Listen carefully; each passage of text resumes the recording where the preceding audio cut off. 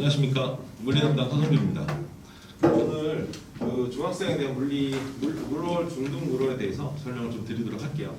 오늘 코로나 때문에 온라인으로 진행하는 건데 오프라인도 같이 동시에 진행하고 있는 거니까 조금 양해를 부탁드리겠습니다. 일단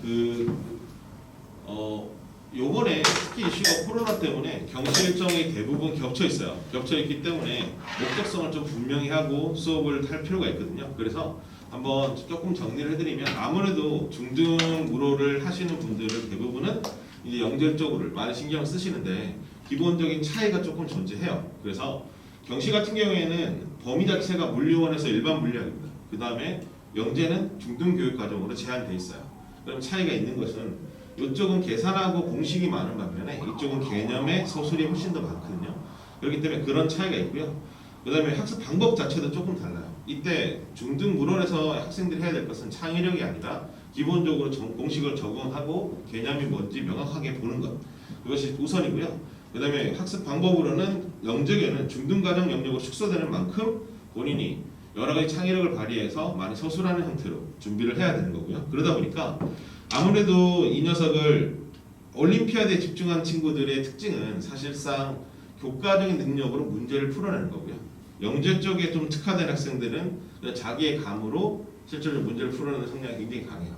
그렇기 때문에 이 두 개는 조금 상이한 면이 있는데 올림피아드가 어쩌면 범위는 넓은데 실제로 먼저 하는 이유는 단순한 공식 적용이 훨씬 더 많기 때문입니다. 그 부분을 좀 보시면 될 것 같고요. 그 다음에 물리1, 물리2, 일반 물리에서 우리가 지금 거쳐갈 때 지금쯤 되면 대부분 학생들이 1은 종료하고 2를 시작하거나 아니면 2를 끝내고 심화를 진행하든가 이렇게 되는데 물리1 과정에서 이쪽으로 편성이 돼 있어요. 지금 물리1 과정에서 배우는 것들을 역학, 전자기, 파동, 현대물로 나눠놨는데 책 자체가 거의 스토리로 되어 있기 때문에 실제 하이탑이나 그냥 기본의 교과서를 보면 섞여 있거든요. 그런데 이 영역을 나누면 이 정도 영역이 분포됩니다. 그 다음에 물리2가 되면 2차원 충돌, 단진동 이런 식으로 같이 원에 있던 단원에서 더 심화로 진행하게 돼요. 근데 요번에 2의 특징은 교류가 빠져 있습니다. 교류가 빠져 있기 때문에 여기서 이 조금 감안하셔야 되는 부분이 제가 보낸 이 부분은 중등 올림피아드에 나오는 출제 영역에 한해서 편성을 한 거예요. 이렇게 보시면 될 것 같고요.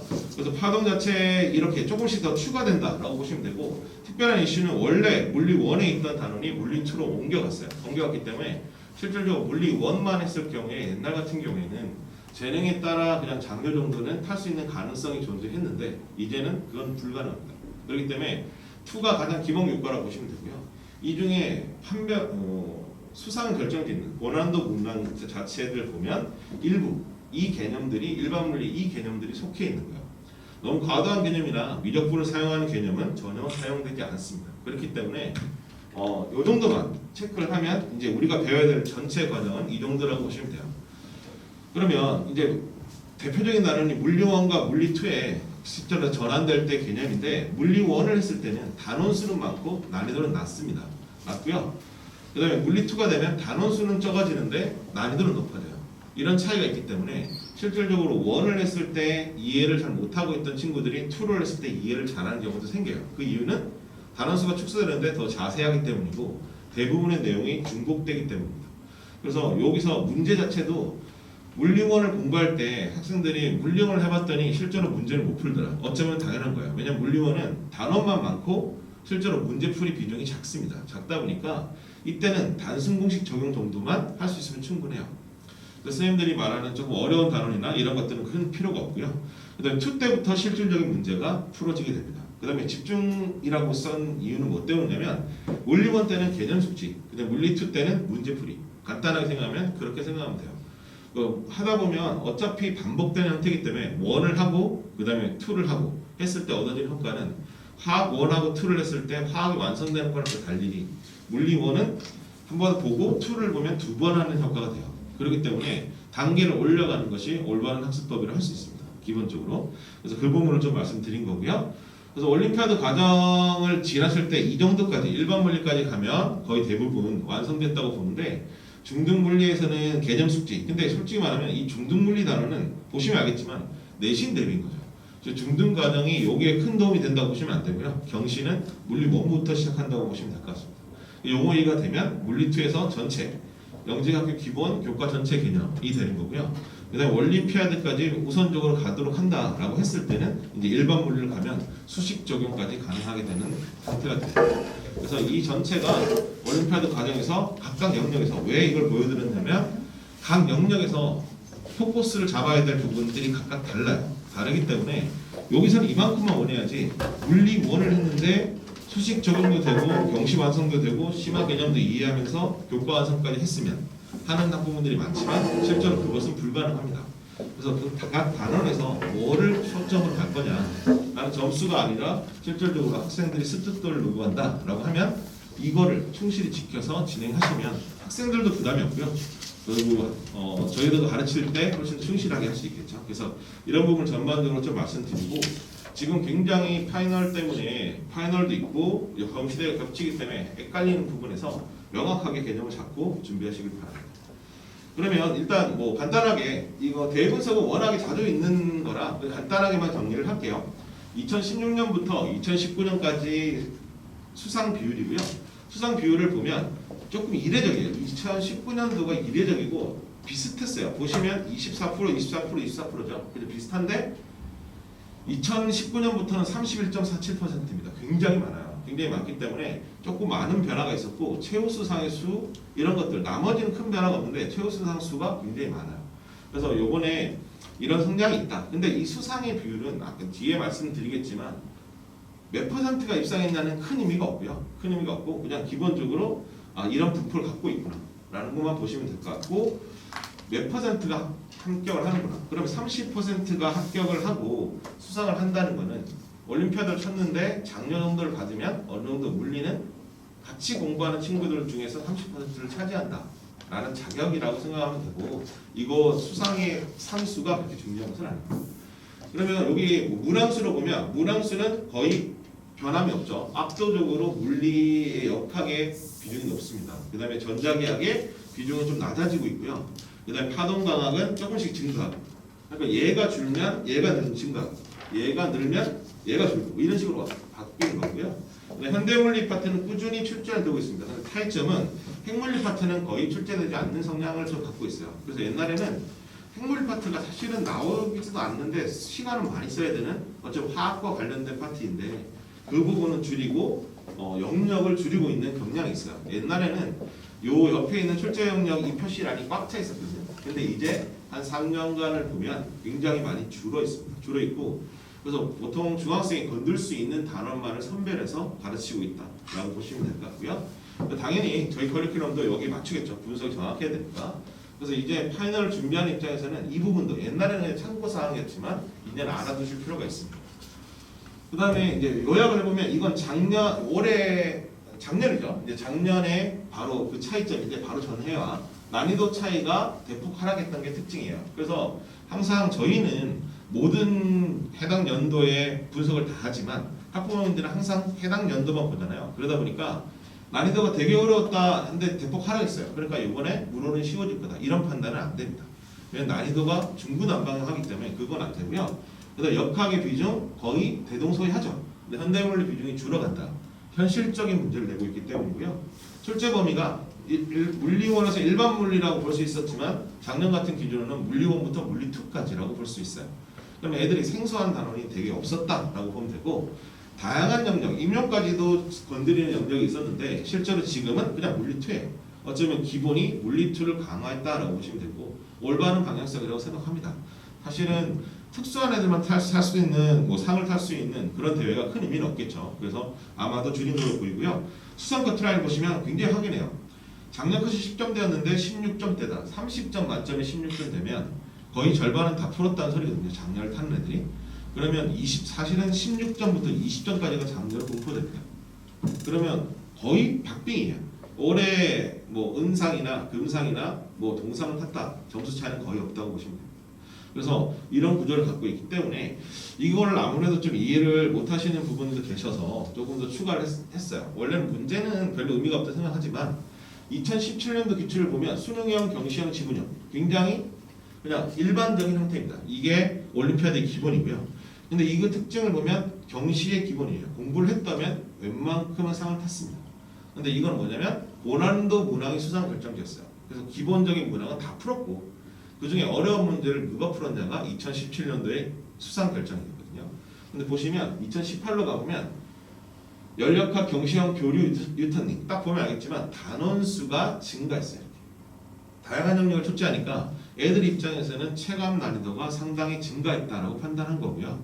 그래서 실제로 왜 문제가 어려운 것이 아니라 영역이 확장됐으니까 안 배운 단원이 많았던 거예요. 그래서 경력이 우월했던 학생들이 많이 붙었죠. 그래서 실질적으로 그냥 어릴 때부터 경시를 꾸준히 해와서 높은 영역까지 가 있던 애들은 유리했고요. 근데 처음 진입해서 물투까지 집중했던 애들은 아무래도 조금 낮았던 경향이 있습니다. 그래서 그런 부분이 있고 작년은 단순형 문제가 많이 나왔어요. 전형적이라고 쓴 이유가 단순 문제예요. 딱 보면 그림이 앞에 있는 거랑 좀 많이 다르죠. 많이 달라요. 그래서 되게 간단한 문제로 출제됐기 때문에 실수가 거의 수상을 결정하셨습니다. 그렇기 때문에 이거는 상을 못 탔다라고 하더라도 잘한 애도 못 탔고요. 못한 애도 상 탔습니다. 이런 부분들이 생기는 이유가 작년에 난이도가 굉장히 낮았던 거죠. 그러면 2017부터 2019까지만 봐도 벌써 난이도가 중구난방이죠. 어떻게 나올지 알 수 없어요. 그래서 제가 이 노란색으로 필기를 해놓은 거는 실제로 올림피아드의 상을 완벽하게 타기 위해서는 고난도 문제를 풀고 경력이 길고 실수를 안 해야 됩니다. 그러면 무슨 상을 못 하겠어요. 솔직히 말하면 그거를 최대한 맞추기 위해서 프로그램을 좀 구성을 했고 그걸 설명을 드리고자 앞에 부분을 좀 설명을 드렸고요. 분석은 어쩌면 인터넷이나 이런 데서 많이 볼 수 있으니까 요즘 같은 시기에 어떻게 수업을 진행하는가 실질적으로 학생들은 다 달라요. 한 학원에서 공부하지만 학생들이 공부하는 과정은 다 다릅니다. 애들이 거의 대부분 올림피아드 준비한다 라고 했을 때 그 학생들의 공부 과정은 보통 이래요. 그러니까 기본적으로 이렇게 2까지 4월 지금 현재 4월이잖아요. 2까지 완성되고 주중 파이널만 가는 경우도 있고요. 그 다음에 1부터 시작해서 2까지 진행했으니 이제 물올 하월 KM과 다 겹치는 상황에서 그냥 심화만 가서 진행하겠다 이런 경우도 있고요. 그 다음에 물리 1을 이제 시작했는데 올림피아드 기본은 다 하고 싶다 그러면 물리 2와 파이널을 같이 가는 거예요. 그 다음에 물리 2와 물리 심화를 해왔어요 이미. 그러면 주중에 파이널을 하고 주말에만 파이널을 하고 주중에는 다른 올림피아드나 KM에 집중하는 타입 이렇게 여러 개의 형태가 있을 수 있습니다. 그래서 올해는 보통은 그냥 강의를 딱딱 맞춰서 일반적인 시기에 맞추는 건데 그건 할 수가 없기 때문에 저희도 될 수 있으면 학부모님한테 많은 초이스를 드리는 프로그램으로 제작을 했고요. 그래서 이 경우는 물월과 하월을 집중하겠다라는 경우라고 볼 수 있어요. 주중에 물월을 하면 당연히 주말에는 하월을 하겠죠. 이미 수학은 어느 정도 궤도에 올랐던 애들 같은 경우는 이 부분을 채우겠다가 이 타입이고요. 두 번째 타입은 영지구 산행 과정. 실질적으로 물투까지 했는데 물리 심화를 이제 진행을 하는데 시간을 최소화한 거죠. 이 물리 심화라고 써 있는 거는 주말에 한 번을 한다는 거예요.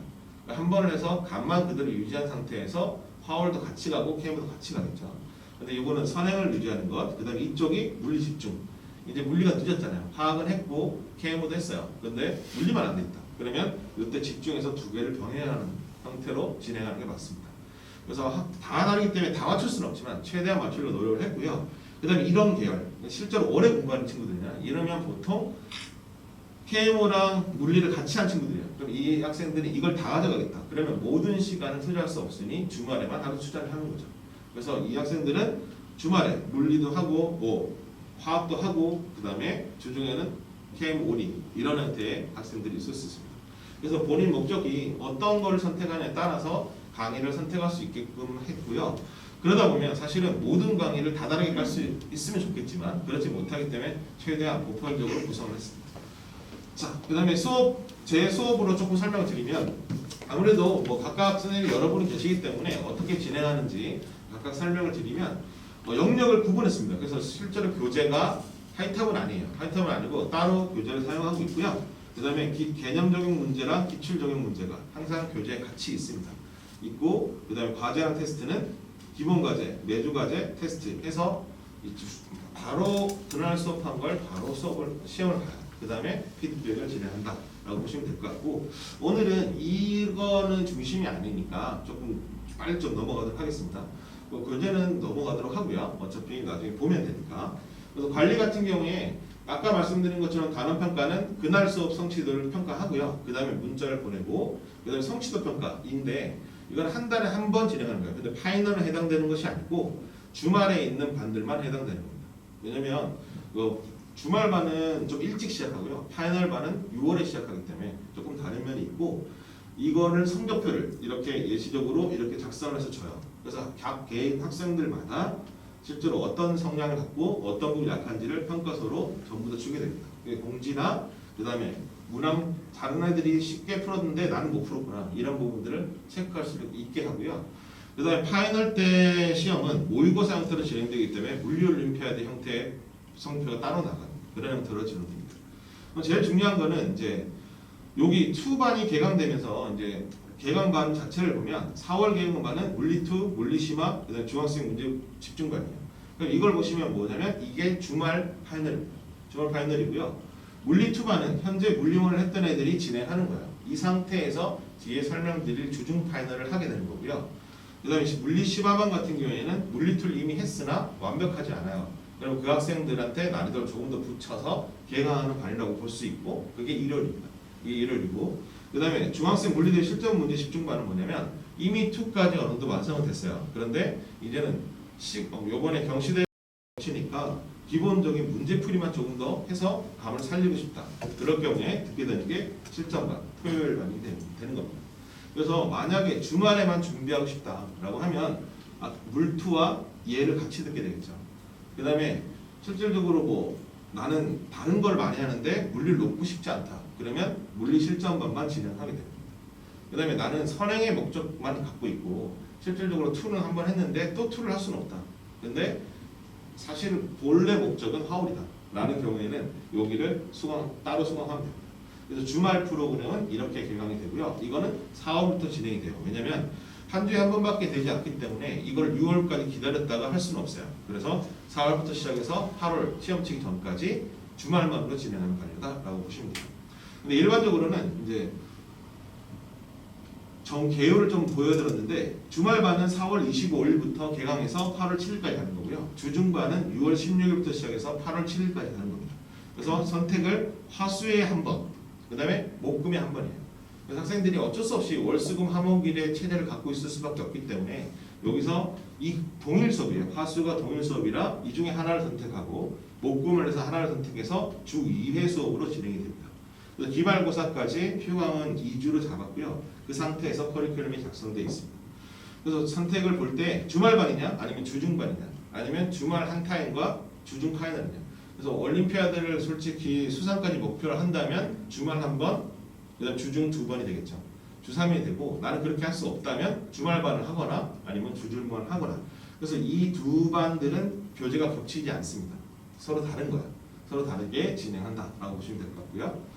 그러면 전반적으로 주중반 커리큘럼 어떻게 된다? 파이널이 되면 파이널 1단계가 보시면 6월 16일부터 이제 진행되는 거죠. 어쩌면 이때가 KMO 파이널이 시작되는 시점입니다. 이때는 어쩔 수 없이 선택권을 둘 수밖에 없어서 6월 때 시작해서 화수의 운동, 힘, 운동량, 회전 이렇게 쭉 가는 거예요. 그래서 실질적으로 역학을 끝내고 그래서 바로 이어서 전자교육을 가고 파동강을 가고 현대물을 끝까지 갑니다.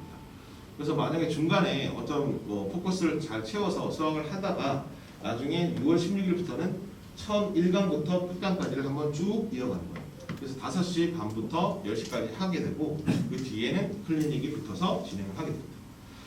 이런 부분을 좀 설명을 드릴 수 있고요. 그 모의고사 같은 경우에는 방학 때가 아마도 지금 이거 휴강 기간이 조금 문제인데 아마도 예측에는 6월 4주부터 7월 1주 사이에 기말고사가 있을 것 같아요. 근데 이건 사정에 따라 굉장히 다를 수 있습니다. 다를 수 있어서 이거는 변형될 수 있다는 걸 좀 말씀드리고요.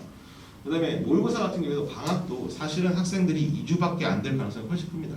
방학이 2주고 개강을 빨리 할 거예요. 아마 8월에 개강을 하고 그렇게 되면 실질적으로 8월 7일까지 이 기간 동안만 올림피아드 모의고사를 볼 수 있어요. 이 모의고사는 방학이라는 가정하에 2시부터 시작되고 이번에 코로나 때문에 지금도 저희가 온라인 설명을 하는 이유는 코로나 때문에 굉장히 위험하기 때문이잖아요. 그래서 여기서 해설 강의는 동영상으로 송출이 됩니다. 학생들 시험은 어쩔 수 없이 집에서 치는 거는 너무 정확도가 떨어져요.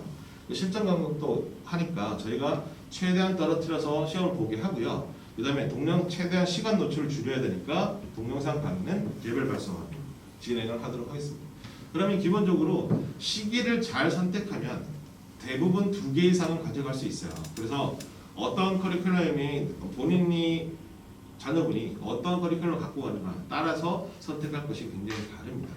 그래서 저희가 어떤 프로그램이 있는지 개강을 목적으로 제가 설명을 드리는 거니 조금 나중에 혹시나 질문이 있으시면 후에 받도록 하겠습니다. 그러면 여기서 기본적으로 제가 강의할 거는 간단히 설명을 드렸고요. 전반적으로 조금 말은 빨랐지만 강연사가 많기 때문에 조금 간단하게만 정리하고 넘어가도록 하겠습니다. 그럼 두 번째 조태환 쌤이 이제 개강 프로그램에 대해 설명하도록 하겠습니다. 감사합니다.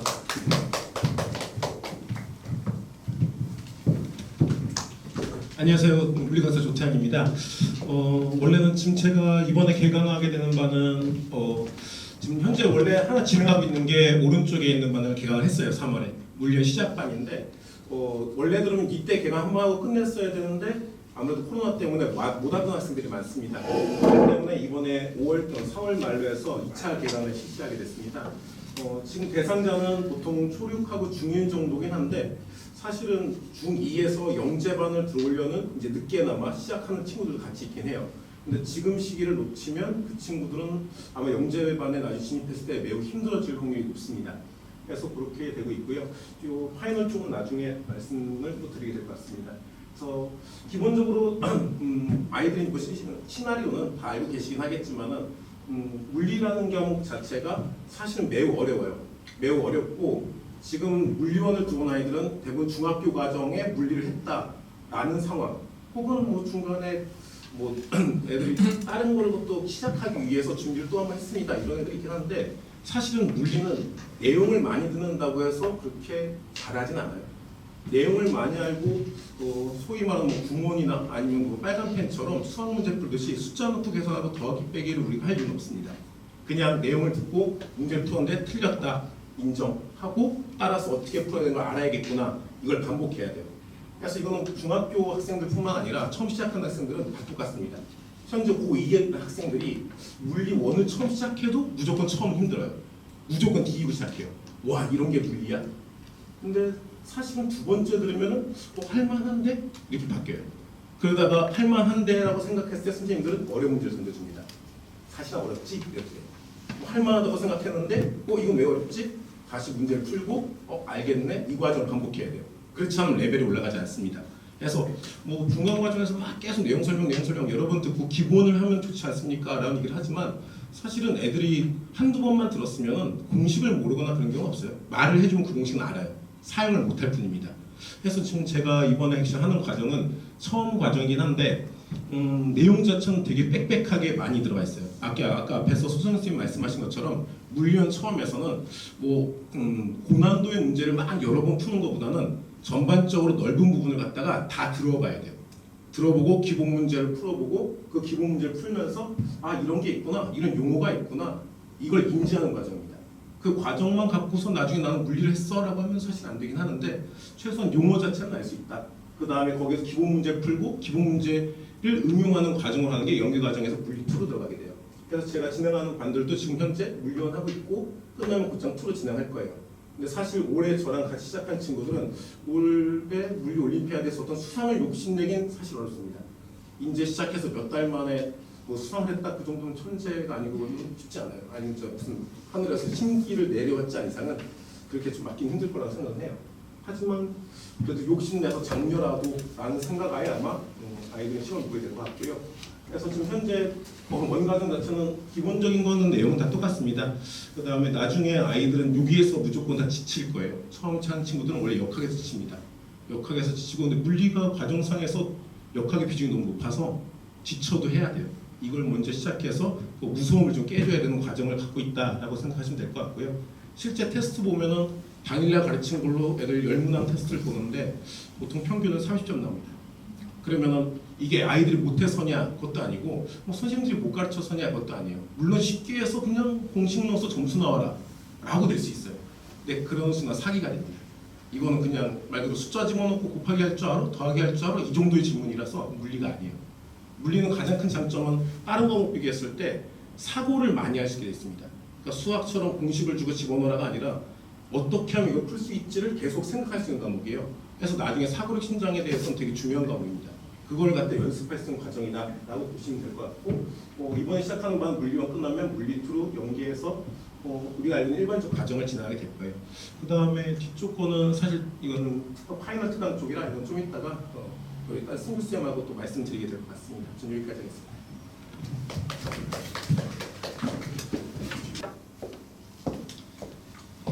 안녕하세요.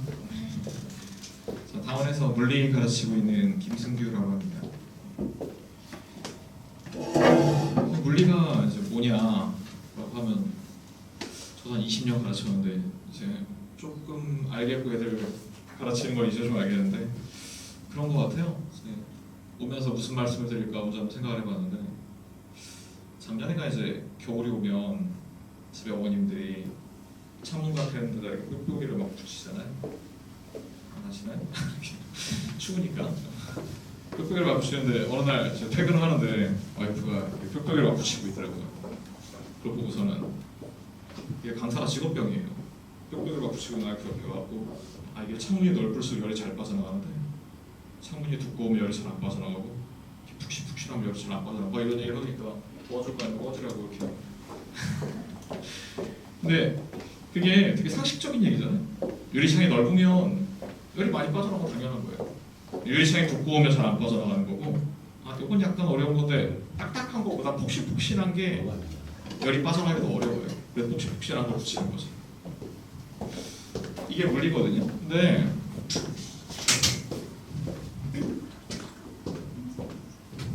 뭐 이래요. 지금 이제 제가 맡은 애들이 중학교 2학년 애들인데 애기들이란 말이에요.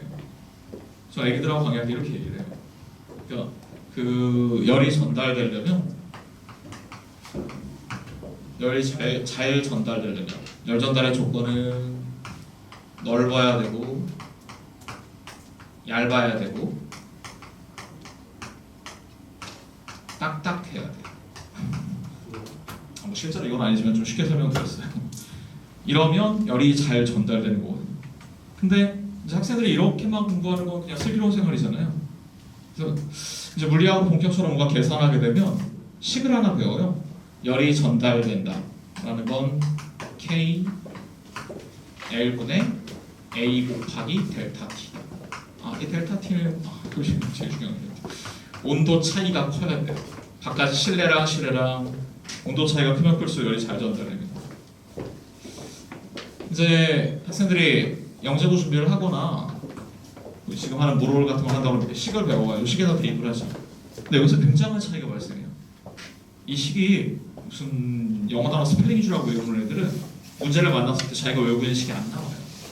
근데 이게 굉장히 당연하다는 데서 출발을 해가지고 이렇게 간 학생들은 그 문제를 봤을 때 그 개념이 나와요. 게다가 이제 학생들이 영재고도 가고 막 할 거 아닙니까? 나중에 되면 식이 바뀌어요. 그리고 대학에 가잖아요. 대학에 가서 자기가 열을 전공하고 기계공학을 한다든가 연력학을 한다든가 하면 또 바뀌어요.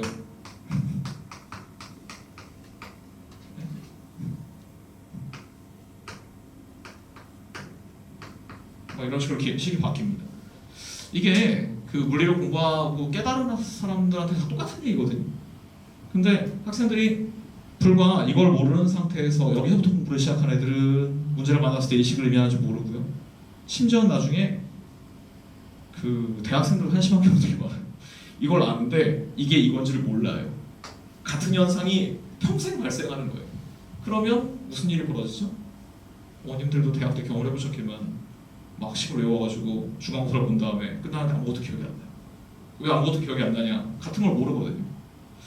제가 지금 중학교 2학년들을 가르칠 때 초점을 맞출 게 이거예요. 그냥 중학교 2학년 다운 것들을 정확히 아는 게 쉽지가 않아요. 그 중학교 2학년으로서 알아야 될 것들이 있거든요. 그걸 정확히 아는 게 쉽지가 않고 그걸 정확히 알면 그 다음에 공부를 이렇게 쭉쭉쭉 연결되는 데 있어서 학생들이 물리라는 과목에 흥미를 놓치지 않을 수가 있어요. 저는 뭐 애들 데리고 거창할 건 할 건 아니고 진짜 물리를 할 만하고 물리가 즐겁다는 걸 가르쳐주고 싶어요. 그리고 뭐 약간 종교 같은데 저 사람하고 같이 가면 뭐 될 것 같은데 뭐 이런 느낌을 주고 싶어요 애들한테. 뭐 지금 강의가 이건 제 프로필이고요. 제 입으로 말하기 좀 그러니까 나중에 한번 읽어보시고요. 이건 넘어가겠습니다.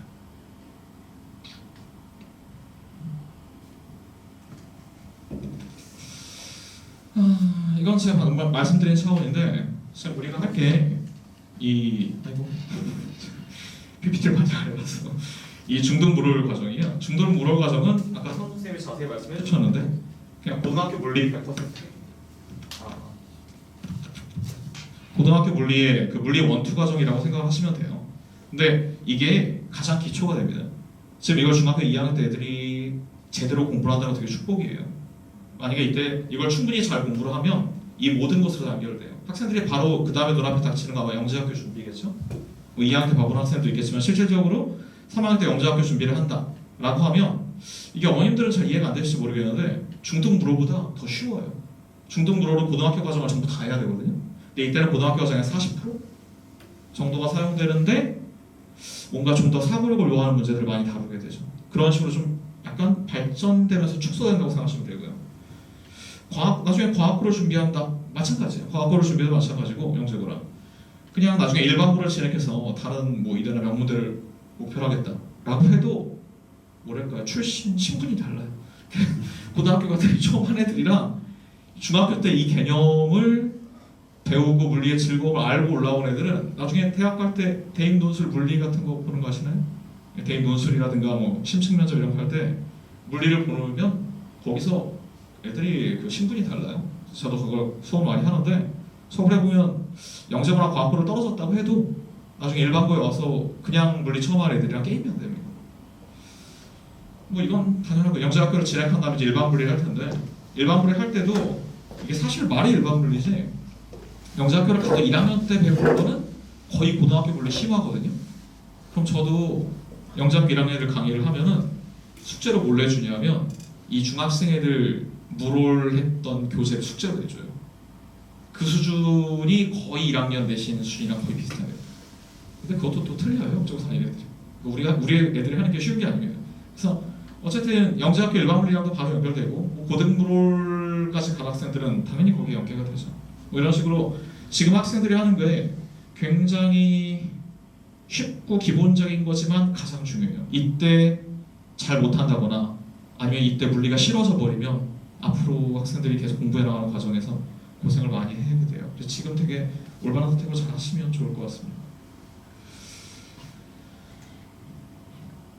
네, 이 강의 일정이야.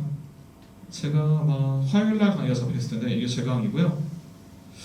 겨우 6번 강의로 애기들한테 뭐 얼마나 많은 걸 가르쳐 줄 수 있을지 잘 모르겠지만 6번 강의 동안 제 강의 시간이 좀 길어요. 한 6시부터 10시까지 4시간 잡히는 거 알고 있는데 4시간 정도를 하면 여기에서 저는 뭐 정확한 지금 딱 뭘 가르치겠다는 계획보다는 물론 교재를 나눠주고 갈 텐데 교재에서도 그때 학생들 분위기를 보면서 아 이거는 지금 이 학생들의 학생 약간 이른 것 같다는 거 스킵을 하고 이건 좀 더 깊게 설명해야겠다는 거 그때그때 유동적으로 학생들 보면서 진행하도록 하겠습니다. 그래서 어쨌든 6강 내에서 일반 물리학의 1권이라고 불리는 이 역학 파트 16학까지를 쭉 할 거고요. 그 다음에 2권 파트 전자기부터 현대물리까지 이건 사실 병렬로 진행하는 목요일 수업에서 여기서 이론 강의를 할 거예요. 이론이랑 기출문제 유형을 익히면 그 다음에 6월 이후에 제가 전자기를 하고 제가 했던 역학은 원장님께서 또 문제풀이를 하고 이런 식으로 화목반이 별개로 구성이 되어 있습니다. 네. 이거는 이제 교재나 수업 교재 그다음에 숙제 그리고 수업 끝나고 나서 뭐 테스트 뭐 이런 건 다른 수업과 다 동일하게 진행될 겁니다. 네, 시간 두고요.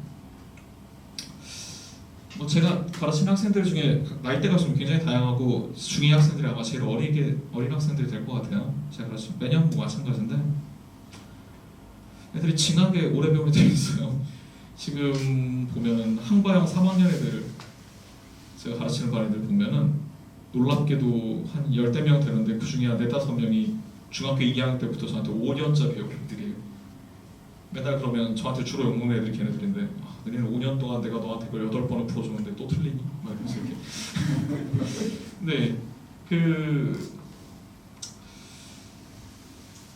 어머님들 생각이 어떨지 모르겠는데 그냥 쭉 지금 저한테 오래오래 따라오고 있는 학생들을 보면은 그냥 물리를 맡겨놓고 잊어버리시는 것 같아요.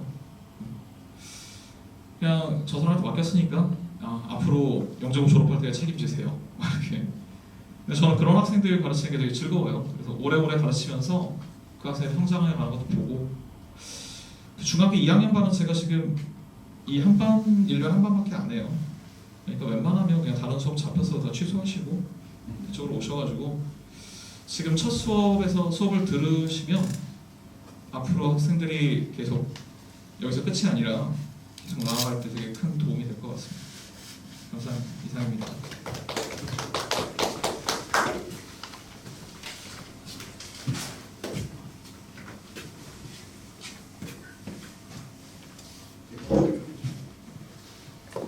인사드리겠습니다. 정말 원장님.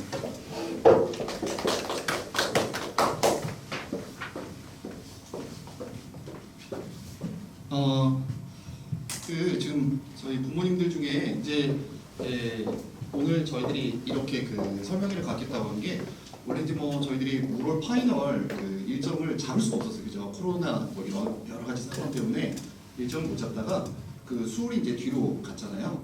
수울이 뒤로 밀리다 보니까 우리 부모님들이 그 마지막 그 수울하고 이제 무로라고 화우라고 겹칠 것 같으니까 그 무로를 옛날만큼 그 방학 때 시간을 투자하기가 좀 어렵지 않겠습니까? 이렇게 말씀들을 많이 하셔가지고 그러면은 좀 그 수월에 집중하기 전에 물리를 조금 할 수 있는 프로그램을 부탁을 드리는데 이제 부모님들이 그렇게 요청들이 좀 많으셨어요. 그래서 저희들이 이제 사실 이게 코로나가 앞으로 어떻게 될 수 있는지 이게 상황들을 저희들이 몰라서 전혀 계획하기가 참 어려운 부분이 좀 있습니다. 근데 계획 없이 그냥 갈 수는 없잖아요. 그래서 지금 어느 정도 사태가 좀 잠잠해지고 그래서 이제 좀 나름대로 계획을 잡고 부모님들한테 한번 설명을 드리는 거예요. 그래서 저는 사실 영재학교 입시를 오랫동안 하다 보니까 수학이 가장 중요하다고 생각을 해요. 그리고 수월 1차를 준비하는 건 의미가 있다고 생각하기 때문에 수학을 공부하는데 시간을 충분히 주고 싶어요, 사실 솔직히. 그래서 그럼에도 불구하고 그 수학에 막 너무 올인을 해가지고 나중에 수호를 실패했을 때 애들이 아무것도 안 남는 그런 지경에 이르는 건 별로 바람직하진 않다. 그리고 애들 이렇게 가르쳐 보면 수학 3일을 해가지고 충분히 해도 좋은 상 나오는 애들도 많고요. 5일을 한다고 해서 꼭 그 좋은 상이 나오거나 그런 것도 아니고 그렇습니다. 그래서 애들을 좀 정상적으로 잘 공부를 시키면 좋은 결과가 있다 이렇게 생각을 해서 일단은 그 4월에 먼저 이제 중2들이 좀 급하잖아요, 그죠? 중2와 소수, 중1 중에 내년에 한번 영재학교를 도전해 볼까? 이런 학생들, 소수의 상위권 아이들 그런 학생들은 이제 지금 중2인데 노롤이나 화호를 지금까지 준비해 왔고 수월도 좀 같이 준비를 하고 있는 이런 학생들 같은 경우 영재학교 입시를 준비하는 이런 학생들 같은 경우를 위해서 저희들이 이제 4월 말부터 일단 5월까지 한번 끊었어요. 또는 5월부터 6월 초 정도, 6월 1주 첫 주 정도. 왜냐면 아이들 보니까 6월 첫 주부터는 또 수학을 또 올인하는 애들이 또 있고 그러더라고요. 그래서 좀 이렇게 시간이 있을 때 미리 좀 물리를 공부를 해두자 이렇게 해가지고 지금 평소에 자기들이 지금 속해 있는 정규반, 그러니까 주말에 저희들이 정규반이 있거든요. 주말에는 정규반을 계속 운영을 하고 그래서 그냥 자기는 그냥 정규반만 듣겠다. 괜찮아요. 정규반만 쭉 꾸준히 따라가도 진도가 좀 마무리되게끔 돼 있고요. 근데 이제 아무래도 주말에 한 번 듣는 게 이제 애들이 물리를 가르쳐 보면 들을 때는 끄덕끄덕 알겠대요. 근데 이제 문제를 지 혼자 풀려고 하면 못 풀잖아요. 그런 게 대부분이어서 사실 물을 파이널이 의미가 있어요. 물리 문제 풀이를 하면서 더 깨닫게 되거든요. 그래서 일단 주말에 정규반은 그대로 갑니다. 그리고 이제 조금 물리를 더 공부할 학생들이 요게 이제 주중에 일단 화요일 날 저희들이 이제 선생님들이 영재학교 입시랑 이렇게 같이 준비하다 보니까 저희 화요일 날 김승규 선생님이 그 아까 방금 보셨죠? 김승규 선생님이 역학 이론학습 및 기출 유형들을 좀 정리를 하시고요. 그 다음에 목요일 날 우리 조태한 선생님이 저기 전자기 기출 유형 및 문제풀이를 쭉 이렇게 진도를 나가시게 됩니다. 6강이기 때문에 중요한 유형들을 계속 반복해서 훈련시킨다라는 정도로 이해하시면 돼요. 애들이 보통 한 주 지나면 다 잊어먹기 때문에 아이들이 이런 공부들을 통해서 한 번 더 반복을 한다 이렇게 생각을 하시면 좋을 것 같고요. 시간표가 화요일 날하고 목요일밖에 안 되는 학생들은 그 다음에 이제 6월 14일 날 영재학교 입시가 끝나요. 그러니까 이제 6월 15일부터죠. 월요일부터 그 주간부터는 이제 화목에 우리 그 화수목금에 우리 그 서성준 선생님이 이어서 강의를 하시게 됩니다. 그래서 화수는 같은 수업이고 목금이 같은 수업이에요. 이렇게 해서 쭉 문제풀이와 실전 문제풀이들을 쭉 나갈 수가 있게 되고요. 그 다음에 저희 이제 그 월 추가로 이제 아까 김수미 선생님 같은 경우는 월요일 날 전자기를 다시 나가시고 제가 수요일 날 영재학교 입시 끝나고 나면 수요일 날 역학 문제풀이를 제가 이제 쭉 이렇게 진도를 나가는 구조로 일단은 이제 저희들이 7월까지 이렇게 쭉 그 프로그램을 좀 유지를 해놓은 거고요. 아마 중학교 2학년이다 보니까 기말고사가 올해 그 좀 하드하겠죠, 그죠? 왜냐하면 중간고사 때 애들이 그 시험 안 보는 학교가 점점 많아지더라고요. 처음에 보겠다는 학교도 저는 시험 다 볼 줄 알았는데 점점 안 보는 쪽으로 좀 방향을 틀고 있는 학교들이 많은 것 같아요. 그럼 이제 기말고사 범위 이거 장난이 아니죠, 그죠?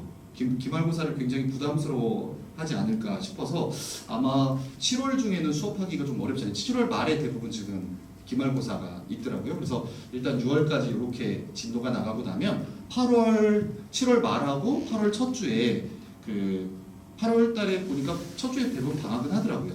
그럼 일주일 정도 물월 파이널 기간이 있어서 그때 이제 조금 집중적으로 문제풀이하고 모의고사 보고 이런 식으로 해서 물리올림피아드 파이널을 쭉 정리하는 일단 스케줄을 짰고요.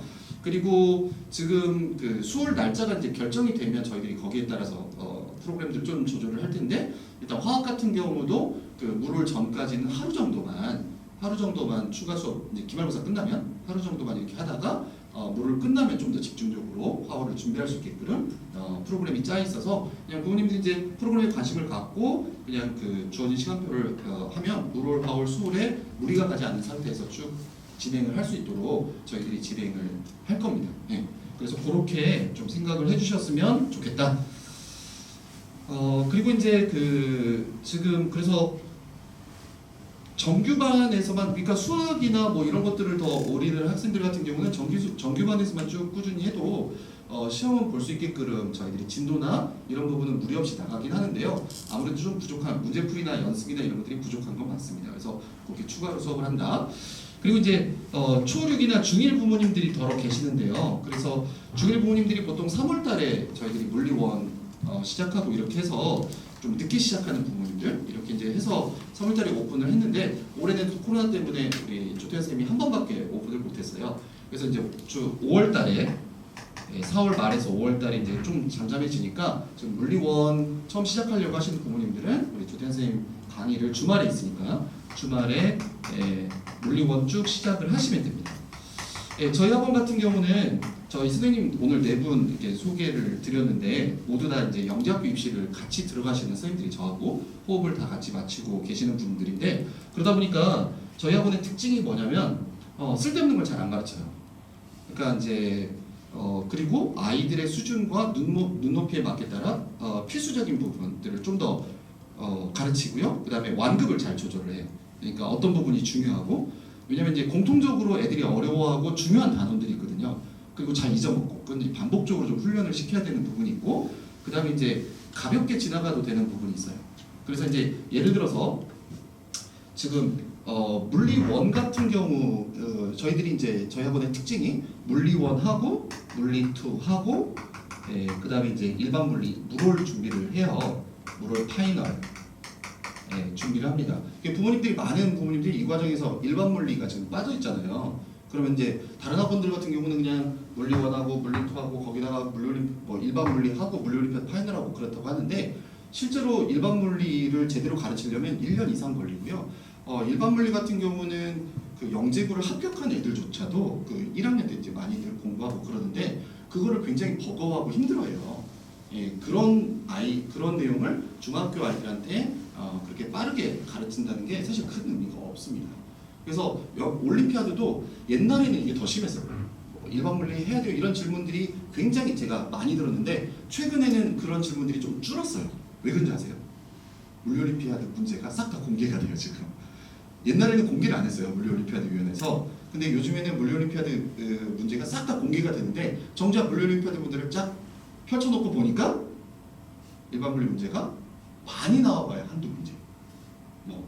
그것도 물리2를 심화해서 배우면 충분히 풀 수 있는 문제. 이런 문제들이 나오다 보니까 옛날과는 다르게 부모님들이 일반 물리 꼭 해야 돼요. 이런 질문들이 옛날보다는 좀 줄었어요. 물리 문제가 싹 공개가 되니까. 그러니까 이제 저희들이 그 일반 물리를 안 하는 건 아니에요. 일반 물리 내용 중에 물리 올림피아드에 나오는 내용들 있잖아요. 그런 것들을 이미 다 해요. 여기서 조금 더 붙이면 돼요. 살을. 여기서 살을 붙이고 여기서 살을 붙이고 파이널 하면서 살을 붙이고 이러면 그 올림피아드에 나오는 전 단원의 일반 물리를 저희들이 다 할 수가 있어요. 이해가 되시죠? 그래서 그 부분은 걱정을 안 하셔도 된다.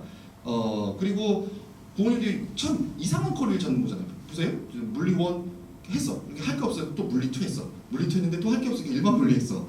근데 일반 물리는 또 영작 교시에 거의 안 나오거든요. 나오는 것이 없어요. 그러면 애들이 1년 동안 아무것도 안 해요. 다 잊어먹겠죠? 그리고 영재학교 내신반, 그러니까 합격하고 나서 내신반 할 때 비로소 봐요.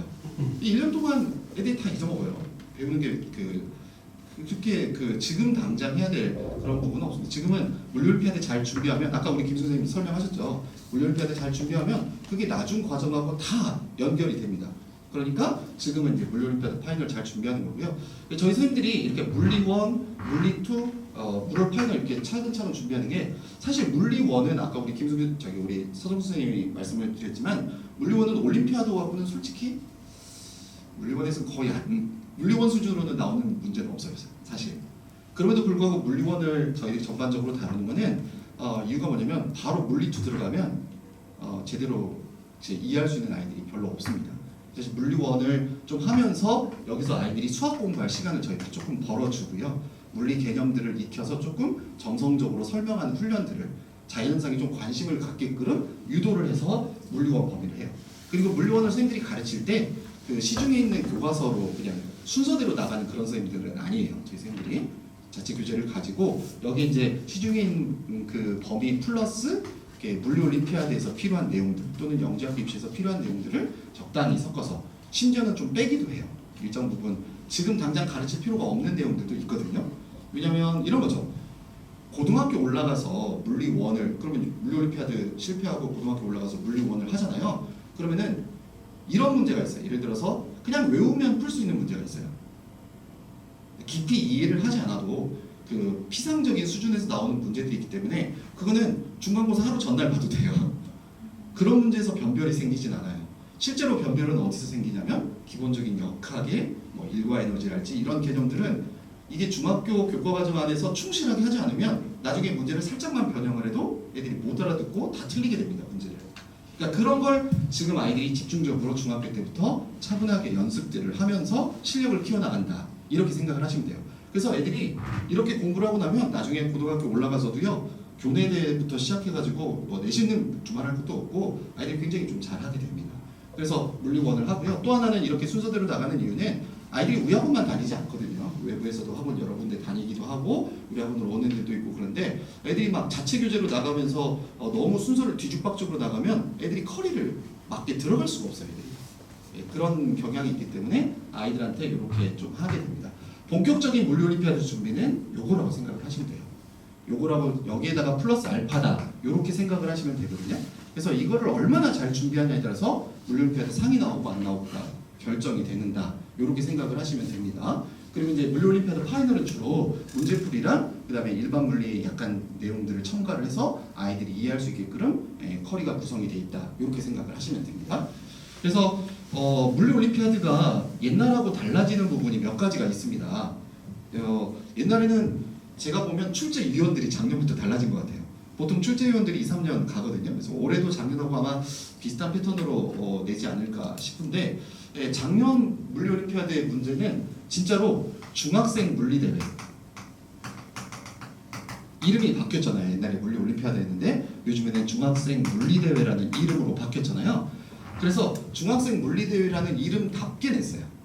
그러니까 정말 고전 역학의 핵심, 그 다음에 전자기업. 이제 중학생들이 저희들이 배우는 물리는 우리 아이들이 지금 중학생 대회에서 하는 거는 2000년대 초반까지 2000년대 초반까지 완성한 물리학을 아이들이 이제 배우는 겁니다.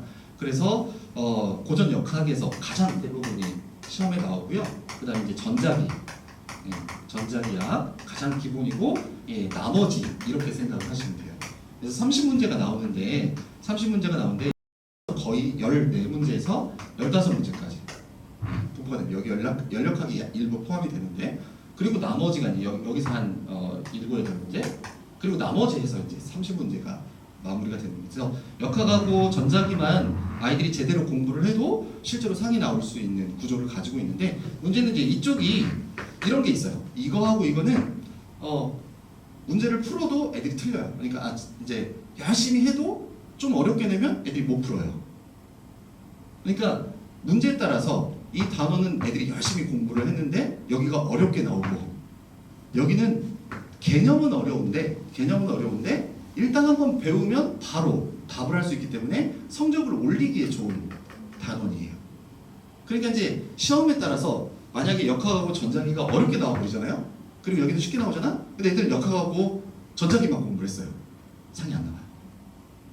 이해가 되시죠? 그런데 어떤 아이들은 근데 또 어떤 해는 그냥 얘가 좀 쉽게 나오면 이것들을 열심히 공부하는 애들이 또 상이 나와요. 왜냐면 범위가 넓은 주로 시험이 여기서 나오니까. 그래서 시험이라고 하는 건 해마다 좀 문제 유형이나 난이도에 따라서 조금씩 차이가 있긴 한데, 그래서 영재학교 물리올림피아드를 준비하는 과정은 이거 안 나온다고 무시하면 안 되고요. 이들이 물리올림피아드 상 받는 게 목적은 아니잖아요. 그 이후에 물리 공부를 잘하는 게 목적이기 때문에 이런 부분들까지 전반적으로 다루게 합니다. 대신에 파이널은 이거 위주로 하는 건 맞아요. 이거는 공부를 해도 아이들이 잘 풀어내지 못하기 때문에 저희들이 집중적으로 연습을 시키고요. 이런 부분은 나중에 파이널 때 한번 쭉 강의를 하면서 훑어줘서 정리를 해줘도 애들이 그거 나오는 유형이 거의 한정적이거든요. 그런 것들이 나오면 남들과 동일한 점수를 맞을 수 있게끔 그렇게 만들어주면 아이들이 상이 나오게 됩니다. 그래서 저희 선생님들이 경험들이 좀 많으시고요. 그래서 역학하고 전자기 위주로 쭉 하시면서 나중에 이제 파이널로 가까울수록 연력학이나 현대물리나 이런 부분들 아이들한테 쭉 해가지고 상을 나올 수 있는 순서들로 또 배치가 되어 있고 이렇습니다. 그래서 본인들이 이제 학원 믿고 보내주시면 저희들이 하여튼 좋은 결과들로 보답을 드리도록 하겠습니다. 네. 설명은 이 정도로 하면은 다 맞춰졌을 것 같고, 혹시 궁금한 점 있으시면 질문해 주시면 저희들이 질문을 받도록 하겠습니다. 네.